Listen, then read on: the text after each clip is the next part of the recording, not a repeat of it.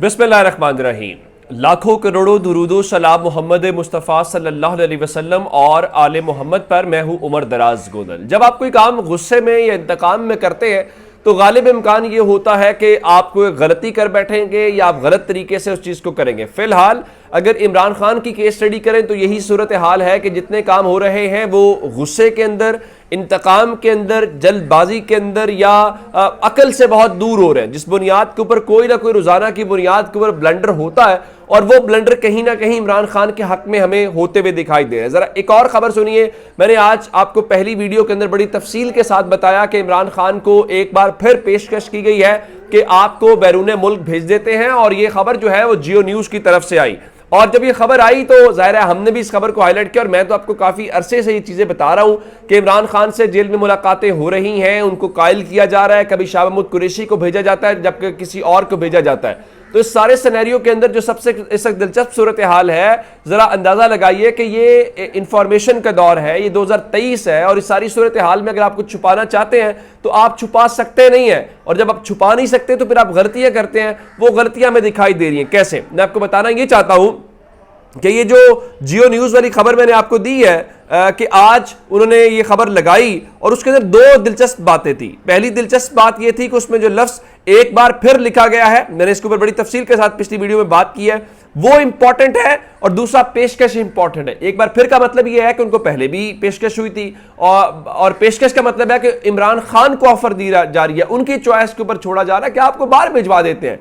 लेकिन आपको मैं उस हवाले से ताज़ा तरीन जो पेशरफ्त से आगाह करना चाहता हूं वो क्या है। ताज़ा तरीन पेशरफ्त यह है कि जियो न्यूज़ की वेबसाइट से, उनके ट्विटर हैंडल से या बाकी जगहों से इस खबर को हटा दिया गया है, यह कहना चाहिए, या यह कहना चाहिए हटवा दिया गया है। जब उन्होंने खबर दी, अगर तो गलत खबर थी तो उनको माजरत छापनी चाहिए थी, अगर माजरत नहीं छापी और गलत खबर सही थी तो फिर इस खबर को कायम रहना चाहिए था। और जब इस खबर को हटवा दिया गया है तो यह सबूत जरा और मजबूत हो गया है, और यह तासुर मजबूत हो गया है कि वो जो आज़ादी इजहार राय के नारे लगाने वाले हैं, उन्होंने उनको चाबी दी है कि ये तो इमरान खान के हक में खबर चल गई है कि उसको पेशकश की जा रही है, उसको कहा जा रहा है कि जनाब आप मुल्क से बाहर चले जाएं, और हम उसको जेल में बंद रख के भी अपनी बात नहीं मनवा पा रहे। तो उसके फौरन बाद जो है अकल आई, और अकल आते आते फिर एक और, कभी कभी कहते हैं ना, एक गलती करते हुए आप बहुत सारी गलतियों को और छुपा जाते हैं। अच्छा, एक आज बड़ा अहम मामला हुआ।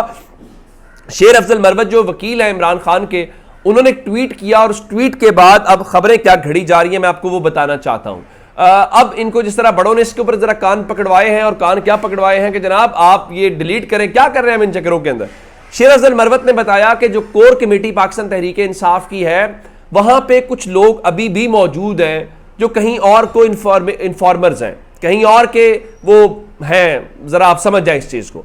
अब इस सारी सूरत हाल को लेके जियो न्यूज़ ने फिर हैदर शराजी ने खबर ब्रेक कर दी। उनका जी चेयरमैन तहरीक इंसाफ की गिरफ्तारी के बाद पाकिस्तान तहरीक इंसाफ में दरारें पड़ गई हैं और पार्टी में सख्त शदीद इख्तलाफात हैं। पूछा गया क्या इख्तलाफात है तो बताया गया कोर कमेटी मीटिंग के अंदर तहरीक इंसाफ के दो ग्रुप्स आमने सामने आ गए हैं और एक दूसरे को गद्दार करार दिया है, और ये कहा है, चूंकि खदशा ये है उनका जी कोर कमेटी की तफसीलात और रिकॉर्डिंग बाहर जा रही हैं जिसके ऊपर इल्जामात लगाए गए हैं, और उनका जी कोर कमेटी के अंदर जो है वो संजीदा मामलात के ऊपर गुफ्तगू नहीं हो सकती, और उमर अयूब शिबली फराज इजाजत दें तो पार्टी के अंदर गद्दार की निशानदही कर दूंगा। बताया गया है कि जनाब दो ग्रुप्स हैं, उमर अयूब और शाह महमूद के दरमियान चेयरमैन पीटीआई का जो जानशीन बनने का फैसला है उसके ऊपर जरा आपस में चीजें हो रही है। देखें, इमरान खान ने इस मसले का हल निकाल लिया था कि वो पार्टी किसी के हवाले कर ही नहीं रहे, यानी किसी एक शख्स को वो नॉमिनेट ही नहीं कर रहे कि ये एक शख्स है जो तहरीक इंसाफ को चलाएगा।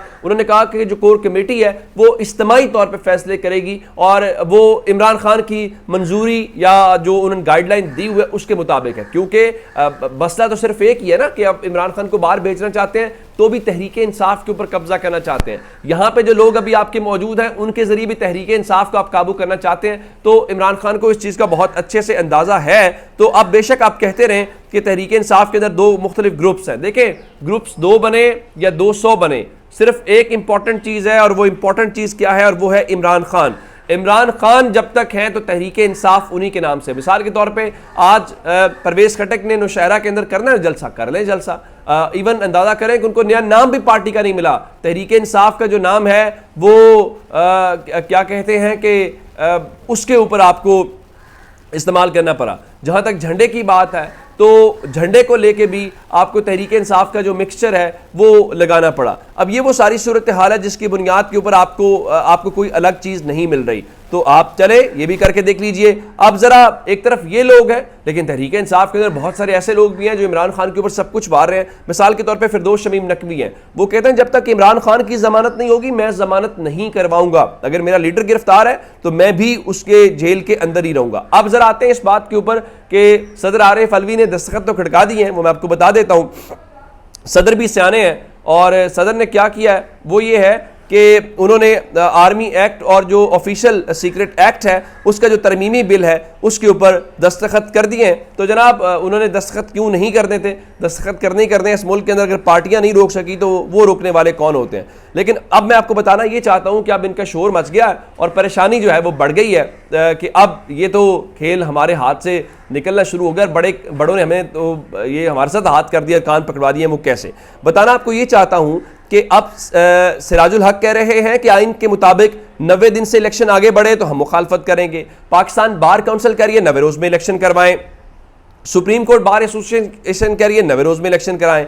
अब और तो और छोड़ें, वो पीपल्स पार्टी जिन्होंने खुद मुश्तरका मफादात काउंसिल के अंदर वोट किया, जो इस हुकूमत के सबसे बड़े सहूलतकार हैं, उनकी जो नायब सदर सेनेटर शहरी रहमान है, उन्होंने इलेक्शन कमीशन से वक्त के ऊपर इलेक्शन कराने का मुतालबा किया है। वो क्या कहती हैं? वो कहती हैं कि इलेक्शन कमीशन के हालिया ऐलान से जाहिर होता है कि नई मरदमशुमारी के मुताबिक हल्का बंदियों में 4 माह लगेंगे। ये ऐलान हमारे लिए तशवीश और मायूसी का बाइस है। पाकिस्तान पीपल्स पार्टी मुतालबा करती है कि इलेक्शन कमीशन अपने फैसले और जारी करदा शेड्यूल पर संजीदगी से नजरसानी करे। असेंबलियों की जल्द तहरील करने का मकसद इलेक्शन कमीशन को तैयारियों के लिए ज्यादा से ज्यादा वक्त फराहम करना था।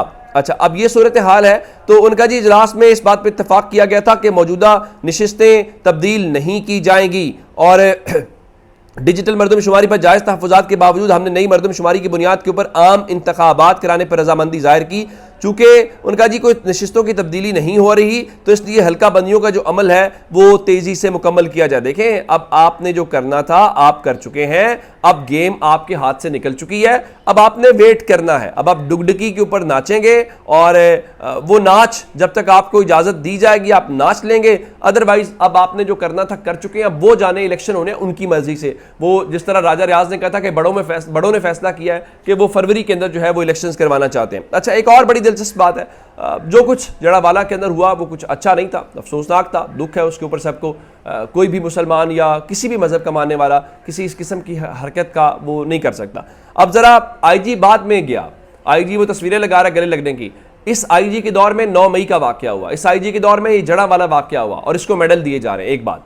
दूसरी बात, काजी फायज ईसा साहब आज वहां पे गए थे। चलिए, वहां तक जाना अच्छी बात है, उनके साथ इजहार यकजहती होना चाहिए, लेकिन सवाल सिर्फ यह है कि जस्टिस काजी फायज ईसा पिछले कई हफ्तों से केस नहीं सुन रहे और ये उनके बुनियादी फराइज में शामिल है जिसकी उन्हें कौमी खजाने से तनख्वाह दी जाती है और वो चैम्बर वर्क कर रहे हैं, केस नहीं सुन रहे, बेंचेस में नहीं बैठ रहे। तो आप अपने फराइज जहां पे अपनी अदालत से आप किसी बिला तफरीक रंगो नस्ल मजहब रंग वो इंसाफ फराहम कर सकते हैं। आपको इंसाफ फराहम करना चाहिए जो आपका फर्ज है, बाकी काम बाद में आते हैं। आपसे जवाब तलबी आपके उसके ऊपर होनी चाहिए। और यहां कह रहे हैं वाह वाह वाह जस्टिस काजी फायज, उनसे पूछा जाना चाहिए। आप तनख्वाह लेते हैं, मरात लेते हैं, लेकिन आप केस नहीं सुनते, क्यों नहीं सुनते? और जरा बड़े इत्मीनान से मैं आपको एक बात कहना चाहता हूं कि काजी फायज ईसा साहब ने आ जाना, अब 1 महीना भी नहीं रह गया, वो आप लोग इफ्तिखार चौधरी के दौर को भूल जाएंगे, इतनी चीजें होंगी। अच्छा, अब ये सारी सूरत हाल बताया गया जी। अनवारुल हक काकड़ भी जो है वो भी दौरा करेंगे वहां का, चलें जी, जरूर दौरा करना चाहिए। अपना बहुत सा ख्याल रखिएगा, खुदा हाफिज।